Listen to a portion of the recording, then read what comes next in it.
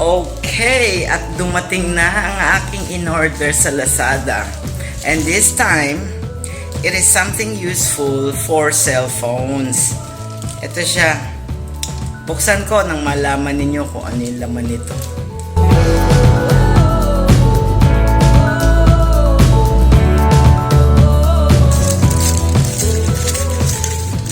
Order ako ng cellphone, phone stand. Ayan. Okay. Dalawa in order ko kasi napakamura. Hindi ko alam kung legit ba o ano. 21 pesos. 21 pesos only. Yan. Siyempre, iba-ibang kulay. Tara, labas natin. So, ito.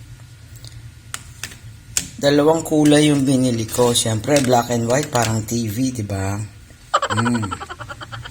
Okay. Okay. Ito, hindi pa siya naka-fold pa siya. So, manipis lang siya. Parang size ng cellphone, oh.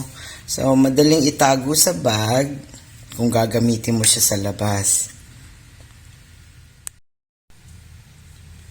So, try natin nga. Paano ba yan? Ayan, ganyan siya. Oh, see? Okay. Okay. Ganon. Tapos, nako, mahina pa naman ako sa ano. Ala, paano na ba ito? Siguro dapat basahin ko yung instruction. Paano ka ba? Ha? A few moments later. Eto na. Na-discover ko na. Pupush mo siya dito. Itong dalawa na ito. Ayun. Oh. See? Ganyan na siya. Tapos, ito yung patungan ng ano mo. Ayan. Tapos, ilalagay. For example. Sample ha. Ito yung cellphone mo. Patong mo siya dyan, ganyan. So, ganyan siya. Okay, review natin.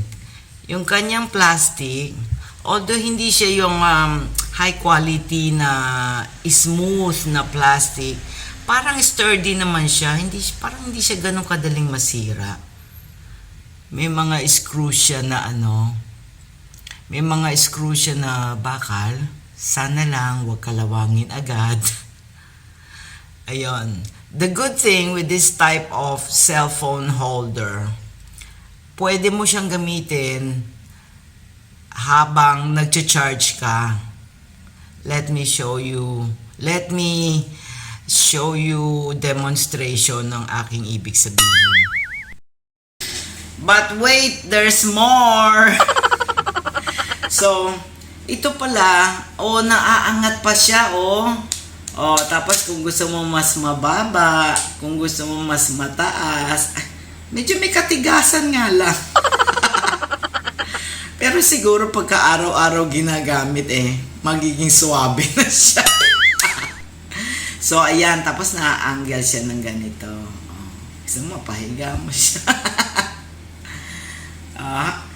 What do you think? Diba? Teka lang. Question is, how well does it work when the cable is actually plugged in? Ayan, testing nga. So, does it work with the cable charge? Yes, as long as you leave enough space down here for the cable to go around. You can lift it up. Yeah, It's already lifted. I'm already up.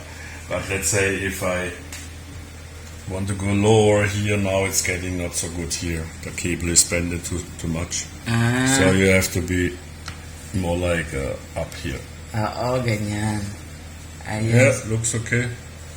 Don't have earthquake. It's an earthquake sensor too.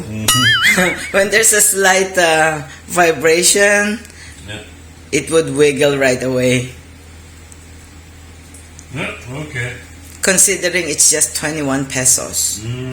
Diba? Yung quality ng plastic niya, hindi siya glossy Hindi siya glossy. Parang matte finish siya, pero sturdy naman. Hindi siya yung tipong mababali agad. Eh kung mabali agad, you buy again. Kasi 21 pesos lang eh. It comes in different colors. It also has orange and pink. Eh pinili ko black and white. I'm a very simple person. So pinili ko black and white. Okay naman siya. Happy naman ako. Kahit mura siya, hindi ako nabudol. Thank you sa seller. And kung gusto nyo, bumili na rin kayo. Ilalagay ko sa comment or sa description kung saan ko siya nakuha. Kung sakaling gusto nyong bumili din, buy na kayo, di ba? Okay, maraming salamat sa panonood. Hanggang sa muli. Bye!